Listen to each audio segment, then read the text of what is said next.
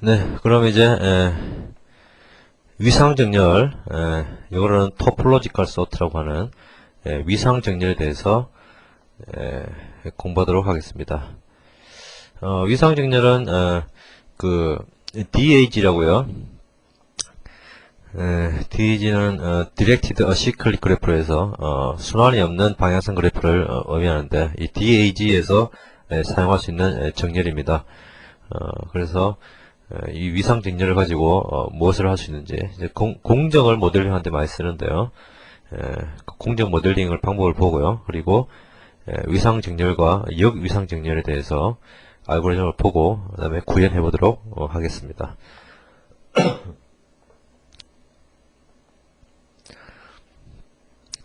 먼저 위상 정렬의 대상이 되는 비순환 방향 그래프에 대해서 보도록 하겠습니다. 비순환 방향 그래프란 것은 Directed Acyclic 그래프에서 시클릭은 사이클이 있다 뭐 이런 의미인데, 어시클릭은 그 반대거든요.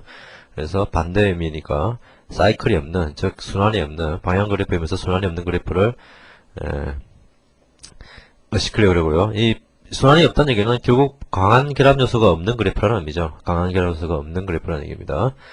그래서 이 비순환 방향 그래프가 공정을 모델링할 때 많이 쓰는데, 일단 이걸 먼저 보도록 하죠.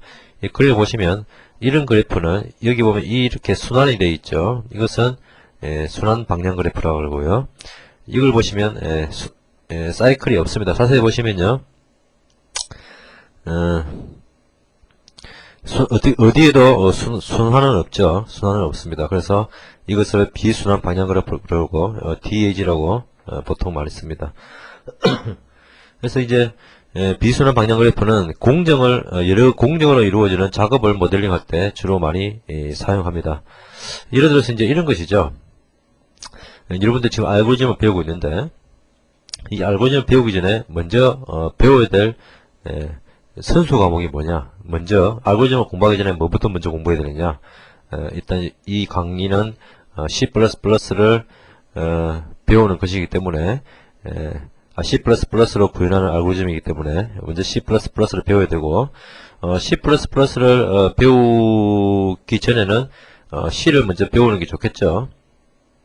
그래서 이런 관계가 있죠. 즉 C를 먼저 배우고 C++를 배우고 그 다음에 알고리즘을 배우는 이런 어떤 공정이라면 공정이고 학습 과정이라면 과정이고 이렇게 되어 있겠죠. 그런데 이제 이런 작업을 모델하는 데 쓰인다. 이런 것들은 이제 어떤 순서가 있습니다. 순서가 있는데, 이 같은 그래프 보면요, 이 A라는 것이 작업이라고 보시죠. 그래서 뭘 하는 작업인지는 모르겠습니다만은, 작업인데, A를 배운 다음에, A가 완료되어야, 그 다음에 B를 할 수 있고, A가 완료되어야 E를 할 수 있고, 그 다음에 A가 완료되어야 D를 할 수 있고, A가 완료되어야 C를 할 수 있다, 이거거든요. 그리고, 이 B가 또, C는, B도 완료되고, D도 완료되어야 C를 할 수 있겠죠. 이렇게 C가 다 완료되겠죠. 그 다음에 F는 D가 다 완료되어야 F를 할 수 있겠죠. 이렇게 공정을 모델링 할 수 있는데, 순환 방향 그래프 같은 경우에는 약간 문제가 있습니다. 그래서 B를 하기 위해서는 A를 해야 되고, 그 다음에 C를 하기 위해서는 또 B를 해야 되고, D를 하기 위해서는 C를 해야 되는데, 또 D를 하기 위해서는 또 A를 해야 된다.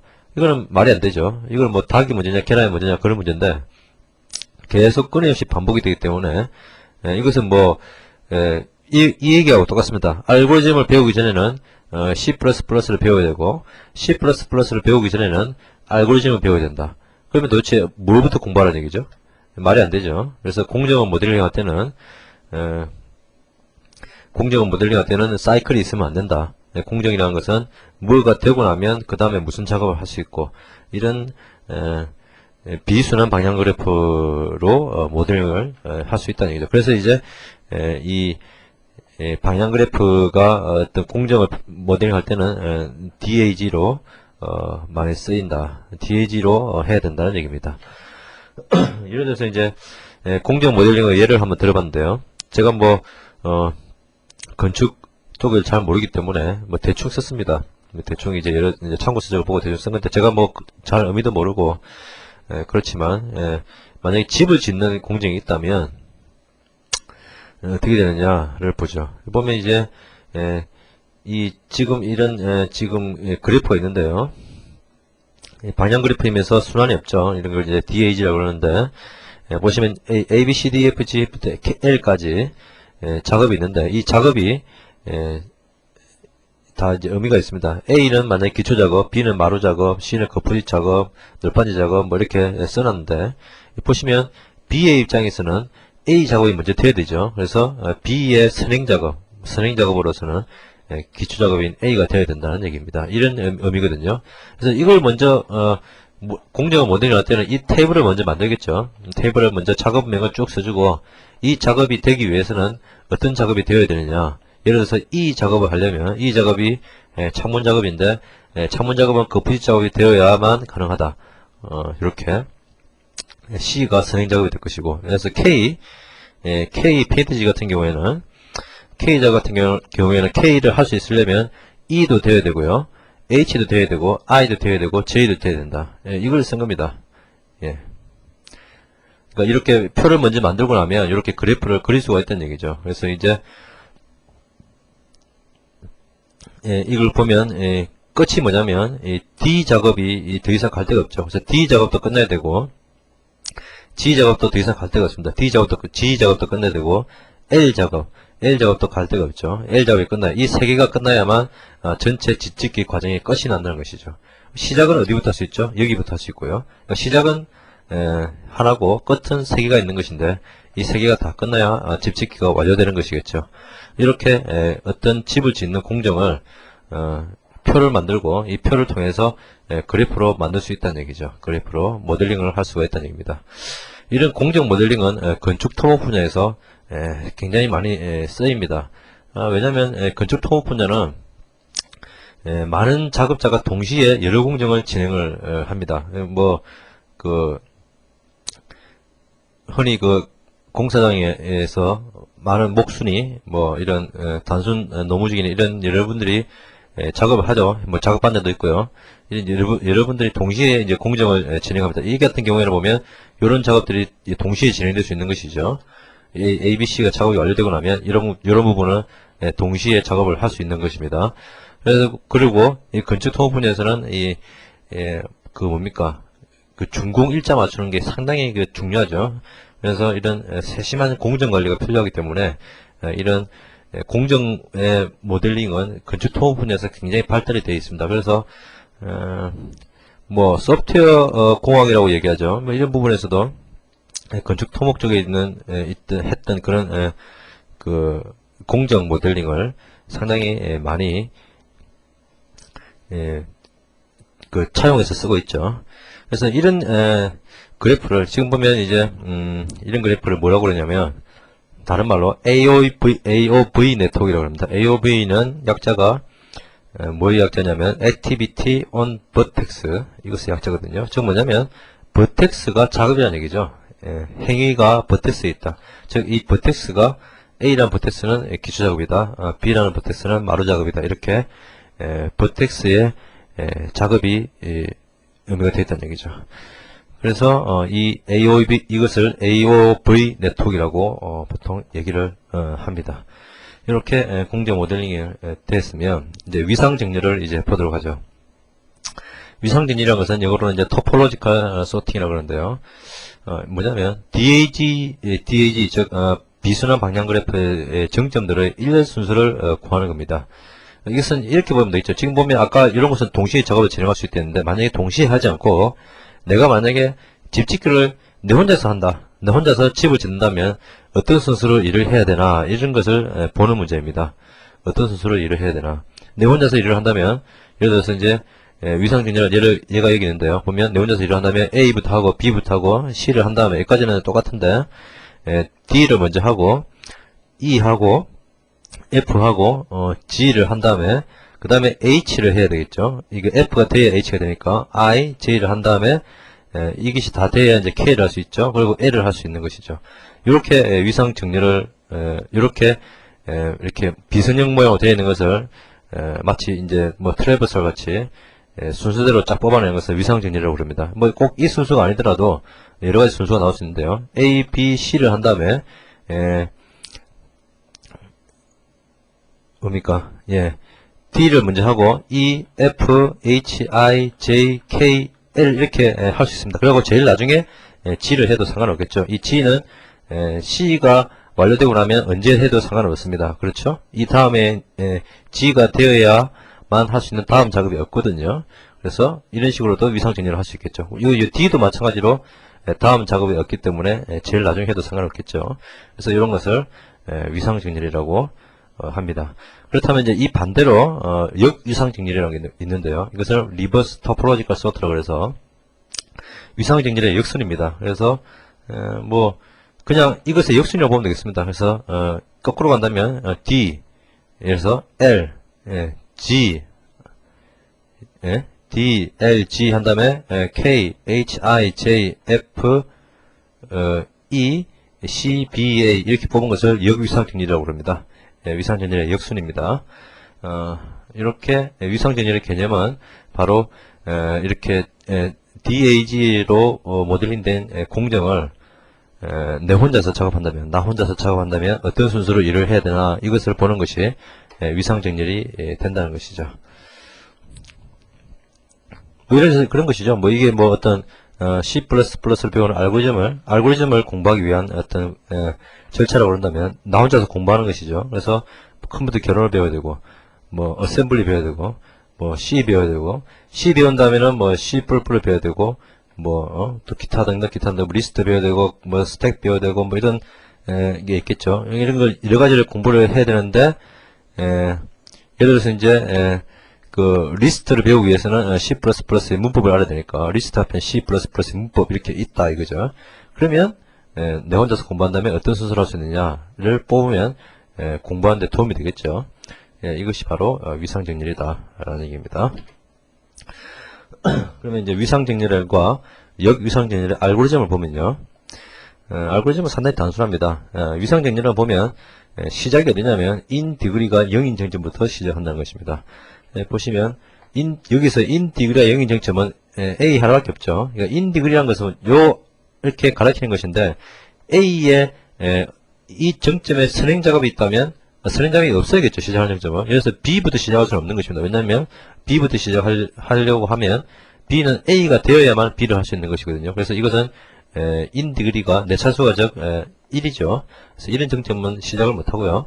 위상정렬의 시작은 인 디그리가 0인 정점부터 시작한다. 역위상정렬은 그 반대겠죠. 아웃 디그리가 0인 정점부터 시작한다. 아웃 디그리라는 것은 그러니까 이 DAG에서 작업의 완료를 나타내는 것은 이 LDG인데 이 정점들의 특징이 뭐냐면 아웃 디그리 그러니까 외차수가 없죠. 0입니다. 즉 이 다음에 해야 될 작업이 없다는 얘기죠. 이렇게 해서 역위상정렬은 이 아웃 디그리가 0인 정점부터 시작해서 거꾸로 들어간다는 얘기죠.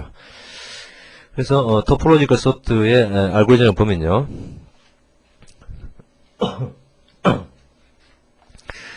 그러니까 버텍스 G에 인절 조진 G에 모든 버텍스가 남아 있는 동안에 셀렉트를 합니다. 뭐냐면 인 디그리가 0인 정점을 셀렉트를 합니다. 그리고 그것을 비짓하고요. 그리고 비짓한다면은 이 정점을 없애버리고 그리고 이 인 디그리에 그러니까 이 정점 없앤 정점에 인접 버텍스의 인 디그리를 감소시키는 것이죠. 무슨 말이냐면 예를 들어서 A를 먼저 방문하겠죠. A를 방문하고 나면 A와 이 간선을 없애버린다 이거죠.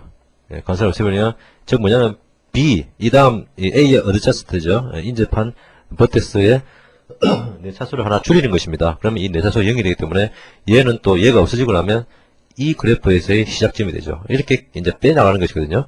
B를 제거하고 나면 없어지니까 역시 이 그래프에서의 시작점은 C가 됩니다. C를 제거하고 나면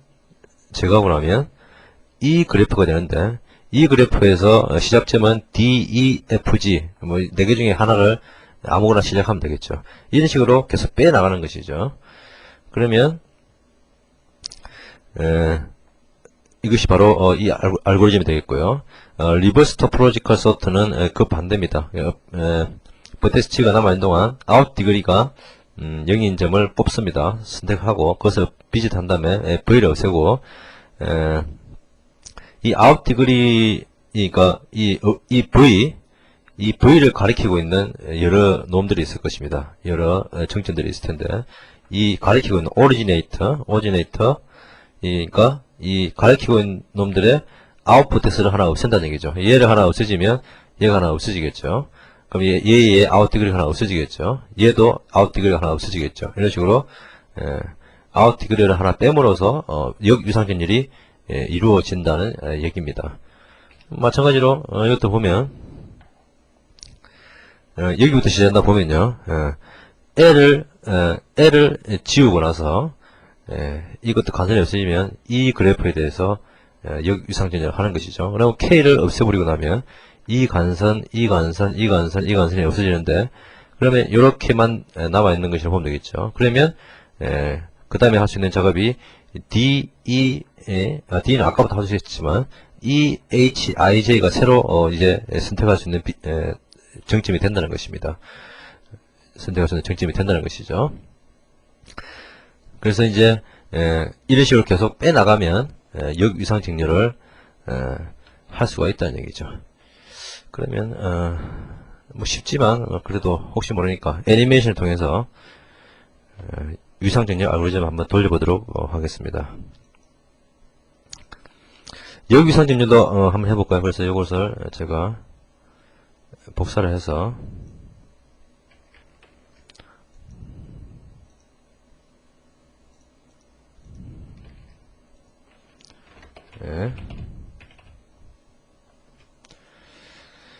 위상전열부터 해보도록 하죠. 그래서 위상전열을 하기 위해서는 뭐 Q나 스택 같은 임시 저장고가 필요한데요. Q를 쓰든 스택을 쓰든 상관없습니다. 그래서 일단 Q를 쓴다 보고 토포로지컬 소프트를 한번 해보도록 하죠. 먼저 이제 뭡니까? 인 디그리가 0인 정점을 찾죠. A를 찾았습니다. 이 A를 Q에다가 넣습니다. 일단 넣고요. 그리고 Q에서 빼냅니다. 빼내면서 얘를 비짓하죠. 이거 이제 비짓된 거라고 보고요. 그러니까 비짓하고 뭐죠? 이곳에 인접된 그죠? 인접한 B를 인접한 B가 아니라 이렇게 얘가 사라지게 되죠. 그렇죠? 사라지는 것을 좀 지웁시다 그냥. 이렇게 사라지게 됩니다. 그러면 이제 인접한 버테스 중에서 내차수가 0인 B를 넣습니다. 그렇죠? 그럼 B를 다시 꺼내고 비짓을 합니다. 비짓을 하고 얘를 이제 이 B와 인접한 C에 즉 인디그리를 하나 빼는 것이죠. 이 간선을 하나 제거한다는 얘기는 내차수를 하나 뺀다는 얘기입니다. C의 입장에서 보면 내차수 하나 빠지는 것이죠.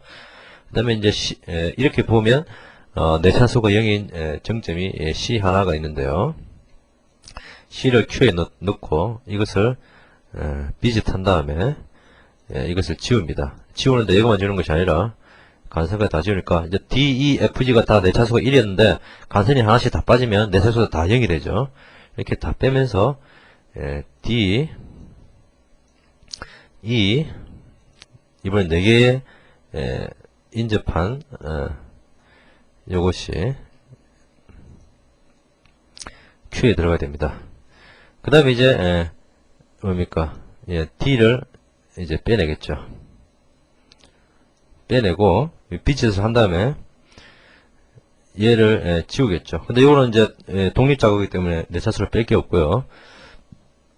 그 다음에 이제 E를 뺍니다. E를 빼면 E를 빼면 이곳에 인접한 버티스 K가 있는데 K가 내차수가 0이 되죠. 그래서 얘를 넣고요. E와 간선을 지웁니다. 이렇게 되겠죠. 그 다음에 F를 빼겠죠. F를 빼고 F를 비짓한 다음에 F에 인접한 HIJ가 있는데 HIJ는 F가 없어지고 나면 다 내차수가 0이 되죠. 그래서 이 세 개를 다 넣습니다. Q니까 스택이면 위에 더 넣을 텐데 Q니까 밑으로 넣겠습니다. H I J 이렇게 넣습니다. 그리고 F 이 관선을 다 빼죠.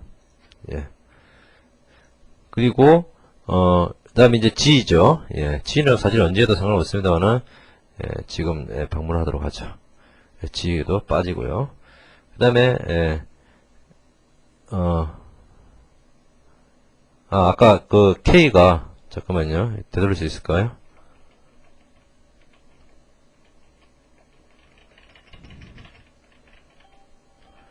되돌릴 수가 없네요. 다시 한번 제가 설명을 잘못한 것 같습니다.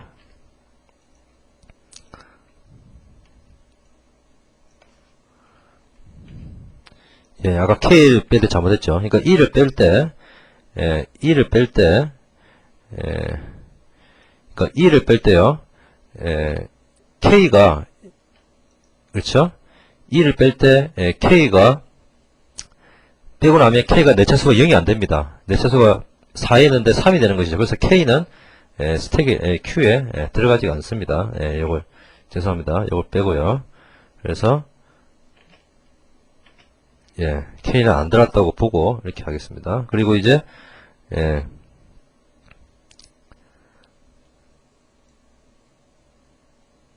일단 F를 방문한 거죠. F를 방문한 거죠. 그래서 F를 방문하면 HIKE 인접한 HIJ가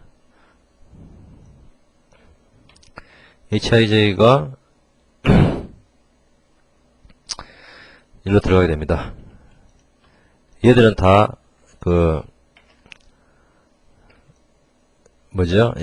F가 없어지고 나면 내차수가 0이 되는 정점들입니다. 그렇죠? 그 다음에 F를 빼고 나면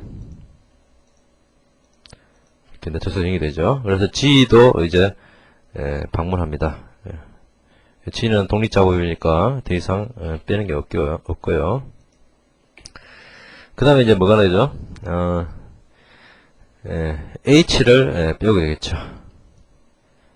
H를 빼게 되는데 H를 빼도 K는 내차수가 여전히 2가 됩니다. 그래서 이것은 Q에 넣지 않습니다.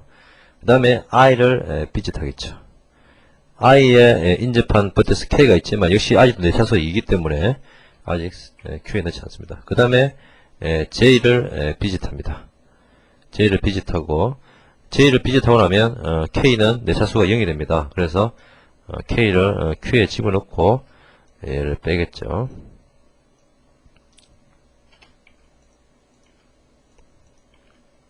그 다음에 K를 비짓하겠죠.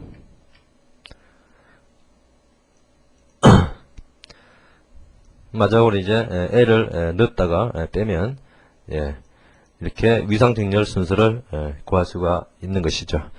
그러면 마찬가지로 역위상정렬도 한번 해볼까요? 역위상정렬의 시작은 뭐냐면 아웃 디그리가 0인 정점을 넣는 것부터 시작하죠.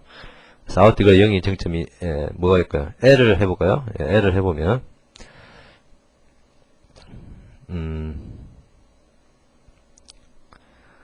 L을 넣어보면요. L을 Q에 넣고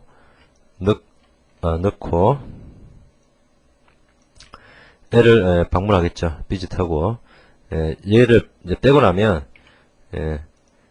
K가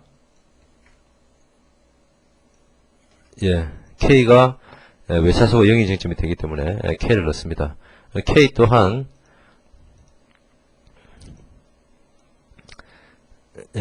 K 또한 비짓을 하고요. K를 비짓하고 나면 K가 빠지고 나면 이렇게 4개의 간선이 없어지는데 각각 E도 H도 I도 J도 모두 그 외차수가 즉 아웃 디그리가 다 0이 됩니다. 그래서 E H I J를 모두 Q에 넣는 것이죠.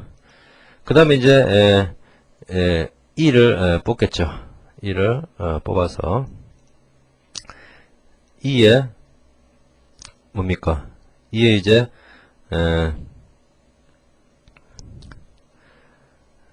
간선을 빼게 되는데 E에 빼고 나면 C가 있는데요. C가 외차수가 4인데 빼봐야 3이기 때문에 C는 스택이 안 되는 것이죠.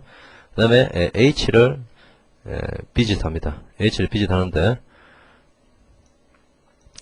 H를 비짓하는데 H도 이걸 빼봐야 F든 H와 연결된 오리지네이터 F는 아웃디그리가 여전히 3이기 때문에 Q에 안 넣고요. I를 하는데 I도 그냥 없어지고요. 그 다음에 J를 방문하는데 J는 인접한 버티스 F가 F가 그게 되죠. F를 넣게 되죠.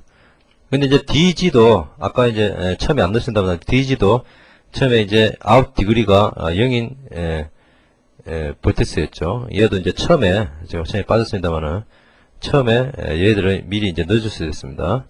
그래서 넣어주면 여기 3개가 되고요. 그래서 F를 비짓하고 역시 여전히 C는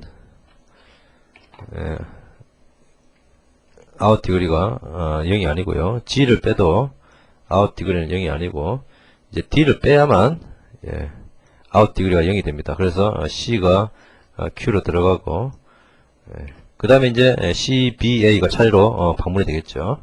그래서 이제 이런 식으로 리버스 토포로지컬 소트를 할 수가 있다는 것이죠. 그러니까 그 토포로지컬 소트일 때는 보시면 알고리즘이 토포로지컬 소트일 때는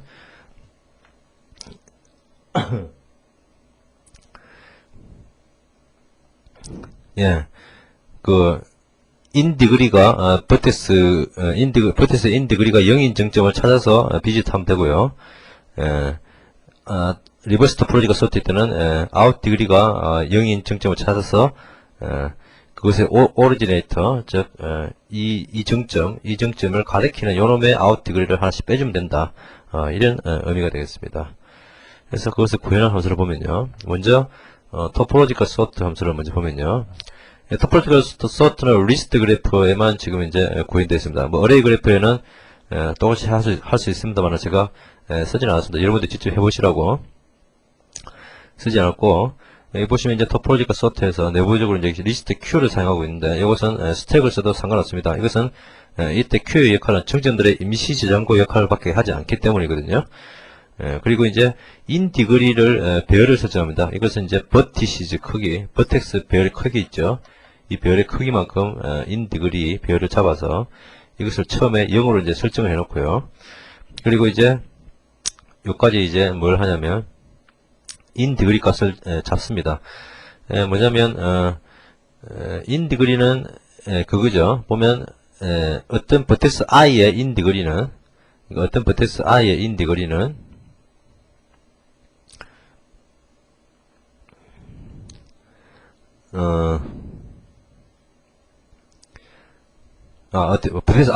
아니죠. 보면 이제 버텍스 i에 대해서 그것에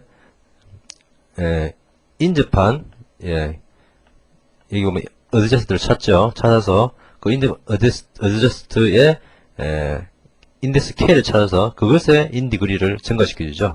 그러니까 얘를 하나 찾았으면 그러니까 여기 I 버티스를 보면 되고요. 그 다음에 이렇게 돼 있다면 얘가 이제 K라고 보면 되겠죠. 그래서 이 K 버텍스의 인디그리를 그러니까 하나 있으면 그러니까 얘에 대해서 하나 증가시켜주고 얘에 대해서 하나 증가시켜주고 하나 증가시켜주고 또 다른 놈이 얘를 가리키고 있으면 또 하나 얘가 증가되겠죠. 이런 식으로 해서 각 버텍스들의 인디그리를 요까지 해서 인디그리를 설정해 주는 것이죠. 그래서 이제 이때 인디그리 함수는 각 정점들의 인디그리가 저장되게 됩니다. 이것도 하나의 다음에 쓸 수 있는 모듈이니까 한번 보시고요. 그 다음에 이제 모든 정점에 대해서 인 디그리가 0인 점에 대해서 Q에다가 일단 넣습니다. 처음부터 넣는 것이죠. 인 디그리가 0인 점을. 인 디그리가 0인 점은 토포로지컬 소트의 시작점이죠. 그리고 이제 카운트를 돕니다. 카운트를 도는데 Q에서 개설해서 이것을 비짓하고요. 그리고 그것의 adjust를 찾습니다. 연결된 버튼을 찾아서 그것에 그러니까 이렇게 돼 있다면 얘가 없어지고 나면 이것이 adjust들의 인 디그리가 감소해야겠죠. 그래서 이거죠. 여기서 adjust들의 인 디그리를 감소시킵니다. 이게 마이너스 되지만 마이너스입니다. 잘 안 보이시는데요. 감소를 시키고요. 그래서 감소시킨 다음에 그것의 인 디그리가 제로가 되면 이것을 Q에 넣는 것이죠. 그래서 이것을 감소시켰더니 얘가 인 디그리가 0이 되면 새로 Q에 넣어서 그 다음 시작점을 쓰도록 한다는 것이죠. 이렇게 토포로지컬 소트 함수가 만들어지고요. 리버스 토포로지컬 소트도 비슷하겠죠. 그 반대인데요. 역시 리스트 Q를 쓰고요. out degree라는 배열을 쓰는데 이것은 각 정점에 out degree를 저장하는 겁니다. 뭐 역시 0으로 초기화를 한 다음에 out degree는 간단하게 구할 수 있죠. 그러니까 어떤 이런 버티시즈 행렬의 리스트에서 배열에서 이렇게 유니크 리스트가 달려 있죠. 그래서 이 정점의 out degree는 이 달려 있는 정점의 개수가 됩니다. 즉 얘가 이렇게 돼 있다면 여기에 3개가 달려 있겠죠. 즉 4개가 있다면 이렇게 4개가 달려 있겠죠. 그래서 out degree i는 m the p but this is i의 리스트의 get count로 out degree를 설정할 수 있고요. 그리고 여기서 이제 여기까지 이제 out degree 설정하는 것이고 여기서는 out degree가 0인 정점에 대해서 Q에다가 넣는 것입니다. 그래서 이제 Q에다 방문을 하고요. Q를 꺼낸 다음에 방문을 한 다음에 그것을 이제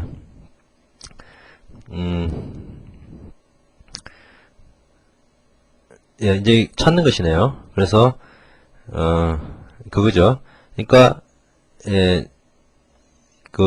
얘가 그죠? 얘가 없어지고 나면 나를 가리키던 놈이 무엇인지를 찾아야겠죠. 그래서 이게 그거 찾는 루프거든요. 모든 정점에 대해서 모든 어드저스트에 대해서 나를 가리켰다면, 그러니까 에디제이전 버텍스가 나였다면 그것의 아웃 디그리를 빼는 것이죠. 아웃 디그리를 빼가지고 그 아웃 디그리가 0이 되면 Q에다가 집어넣는 이런 문장으로 리버스 토포로지컬 소트가 이루어지겠습니다. 역시 리스트 그래프에서만 구현했고요. 어레이 그래프에 대해서는 여러분들이 직접 한번 해보시기 바랍니다. 그리고 뭐 이렇게 해서 이제 토포로지컬 소트 그리고 리버스 토포로지컬 소트에 대해서 알고리즘과 애니메이션 설명 그리고 소스까지 봤습니다.